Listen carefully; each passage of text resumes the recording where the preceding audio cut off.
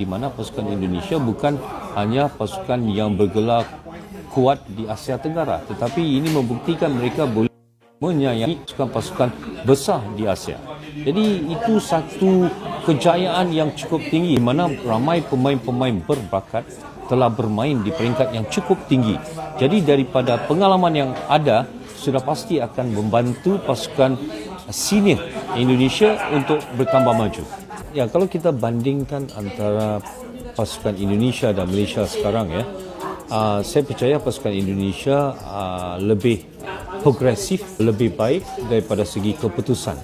Terutamanya kalau kita lihat daripada segi para pemain, pasukan Indonesia mempunyai banyak pemain-pemain naturalisasi yang bermain di negara-negara lain. Dan ini memberi kelebihan. Yes, prediksi abang tepat. Menyala timnas Indonesia bantai Arab 2-0. Ini kemenangan yang sangat luar biasa. Apa benda ni weh? Sejauh ini Arab Saudi belum pernah kalah dari tim Asia Tenggara manapun sejak 2008. Rekod tersebut baru saja dipecahkan oleh anak-anak Shin Tae-yong, khususnya anak emas Cristiano Marcelino. Performa man of the match dan 2 gol mantap Marcelino membawa Indonesia menempati posisi ketiga klasimen sementara Grup C. Beberapa pemain lain juga tampil menonjol, terutama Kelvin Verdong yang berlari hingga krem dan ia juga nyaris mencetak tendangan voli indah. Rizky Ridho merupakan back paling solid untuk Indonesia, sangat tenang dan dia harus bermain di luar negeri. Rata-rata setiap pemain memberikan 100% hingga minit terakhir meski hanya dengan 10 pemain. Dan inilah hasilnya, dominasi atas Arab Saudi yang pandai berguling dan beruntung tidak dibantai 4 atau 5-0. Namun para supporter Garuda, jangan lupakan jasa Shin Tae-yong dan juga Erick Thohir atas kemenangan ini. Media Malaysia sampai terpukau. Mimpi Indonesia ke Piala Dunia semakin nyata. Media Malaysia, OneFootball, mengapresiasi kemenangan 2-0 timnas Indonesia atas Arab Saudi di Magdai ke-6 Grup C kualifikasi Piala Dunia 2026 zona Asia. Wajar media Malaysia memuji timnas ya, di mana dengan dominasi Arab Saudi 66% penguasaan bola, 18 tembakan berbanding 7 tembakan dan 34% penguasaan bola.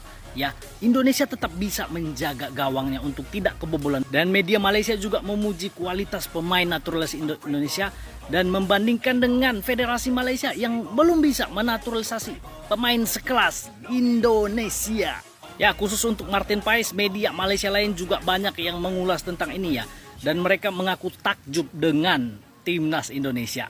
OneFootball memprediksi timnas Indonesia konsisten lolos ke babak ketiga kualifikasi Piala Dunia di edisi-edisi mendatang dan mungkin melaju ke putaran final Piala Dunia suatu hari nanti.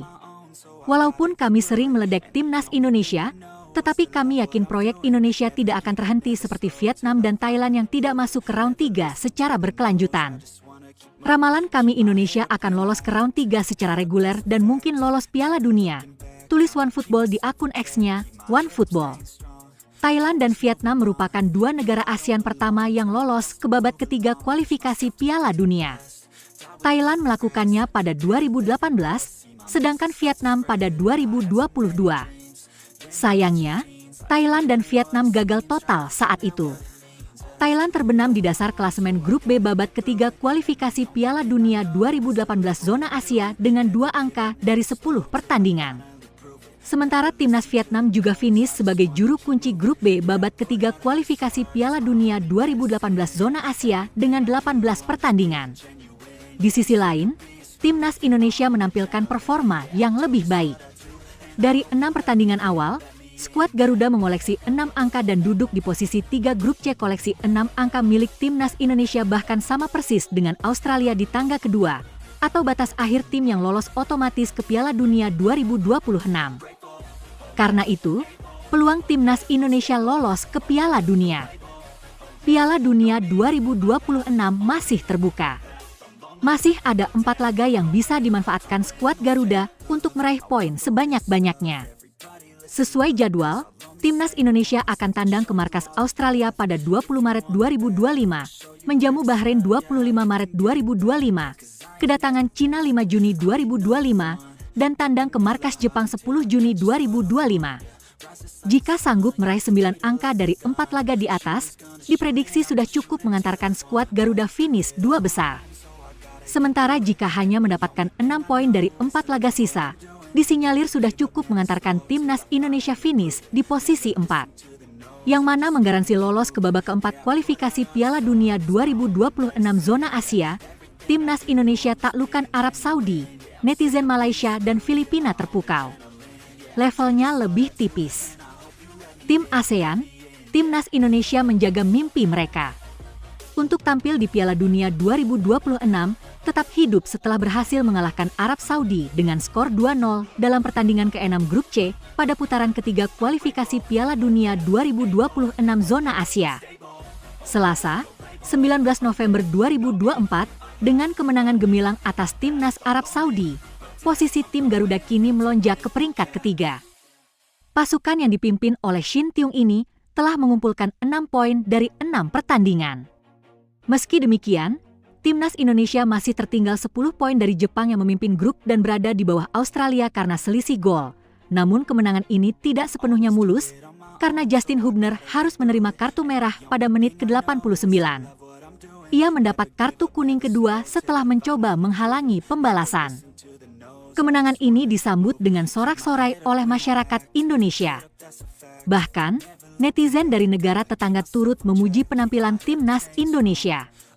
Berikut beberapa komentar netizen di media sosial X mengenai kemenangan timnas Indonesia atas Arab Saudi.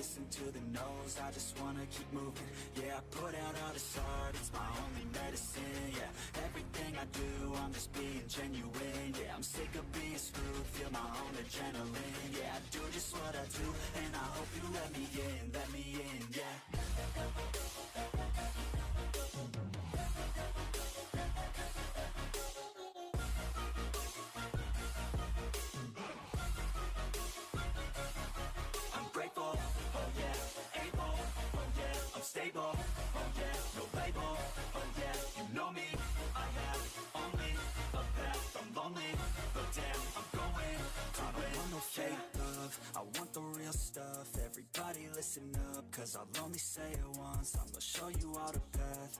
If you want it bad, I'm gonna show you where it's at, yeah, how you can get it back, yeah, cause I ain't never done, I'll be number one, working hella hard until I get just what I want, yeah, rises like the sun, yeah, fatal like a gun, shooters gonna shoot and I'm gonna shoot until I won, yeah, always do it on my own, so I gotta get through it, and the